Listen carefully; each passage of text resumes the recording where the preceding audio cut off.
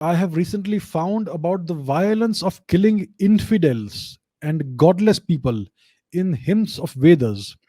Being not able to read Sanskrit, I don't know how much this is true and how much is interpretation or misinterpretation. Can you share your views? So, first of all, okay, good question. So, this is a problem that many people have. See, there is no concept of infidels in the dharmic practices, in the dharmic worldview. There are no infidels. Like I said some time ago, like I demonstrated some time ago, atheism is very much one of the schools of thought, or a couple of schools of thought of the dharmic culture. So if somebody is atheist, which means godless, Charvaka, for example, the Charvakas were not killed for not believing in God. I mean, it was their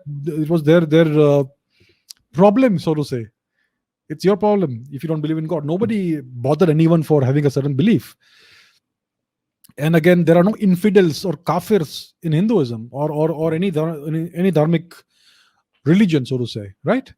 So I don't know where you have found about violence of killing infidels and godless people in the hymns of the Vedas. Come on, there's no such thing.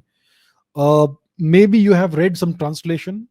Maybe you have read some misinterpretation of the Vedas. So the solution to this is to learn Sanskrit. And Indians think about Sanskrit as being extremely complex, like quantum mechanics or something. It's not. Sanskrit is a language that is part of the vocabulary of every Indian language, of more than 90% of Indian languages today. Whether you speak Hindi or Marathi or Gujarati or Assamese or Bishnupriya, Manipuri, or Sinhalese or Tamil or Telugu or Kannada or Malayalam, even if you speak Pashto or Kashmiri, you will find elements of Sanskrit in there. Even if you speak Persian, you will find Sanskrit elements in there. Sanskrit is still a living, breathing language. It's not hard to learn Sanskrit. It's actually quite easy. So the best book I have found for learning Sanskrit is called Sanskrit Swayam Shikshak. Maybe I'll put a link in the description below. Maybe I will do a giveaway of that book next month. I'm going to do a monthly book giveaway. Maybe I will give away a few copies of that book in the next giveaway. So Sanskrit is our civilizational language. It is our ancestral language. It is very easy to learn. You can learn it in a few weeks. You can acquire a good working understanding of Sanskrit in just a few weeks.